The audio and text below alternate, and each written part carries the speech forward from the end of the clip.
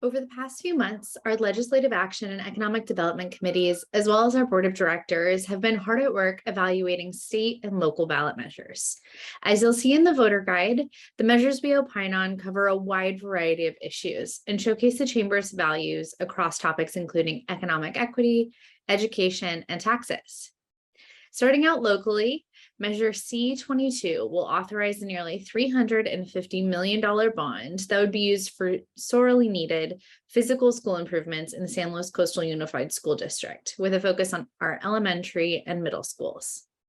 This bond is going to fund essentials like installing fencing, automatic locking doors, cameras, alarms, and secure windows that will improve safety. It'll also replace and repair leaky roofs and add infrastructure like solar and modern electrical appliances to reduce ongoing utility bills. Finally, it'll also go towards upgrading fields and gyms that are used during the school day, but also for AYSO, basketball, and Little League in the afternoons and on weekends. Continuous investment in top quality, inclusive public education is not just a recipe for a stronger community, it has direct economic benefits. Please vote yes on Measure C-22. Looking statewide, Californians will have the fewest ballot measures before us in more than a century, but that doesn't make them any less important. Two measures that have received more airtime and possibly more confusing messaging than anything else on the ballot are Propositions 26 and 27. Each of these measures deals with sports betting in some way, but each also includes important fine print that is the reason we encourage you to vote no. I'm going to pause for a minute to really recognize all of the volunteers who served on our committees and board.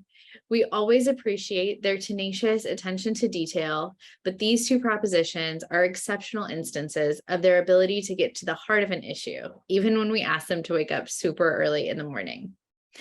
The SLO Chamber opposes Proposition 26 for the sole reason that it includes a provision that would expand the potential for lawsuit abuse that could swamp small businesses with litigation, even when the Justice Department has already declined to act. While we are open to the legalization of sports betting at tribal casinos, the further expansion of private lawsuits is something we cannot support.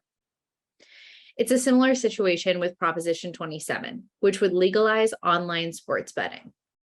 This constitutional amendment would give near total control of the online sports betting market to existing out-of-state corporations, effectively eliminating any local economic benefits and sending 90% of profits out of California.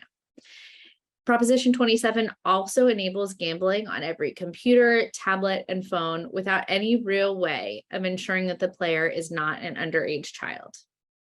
Ultimately, neither of these propositions will benefit the Central Coast, so we urge you to vote no on Propositions 26 and 27.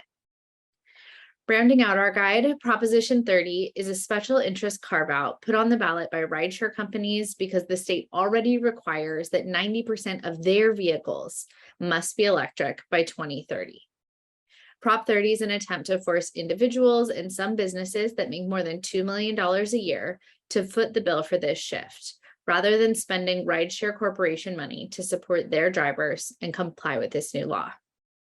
Our chamber opposes Prop 30 because it fails to address the most important aspects of mitigating climate change and preventing fires.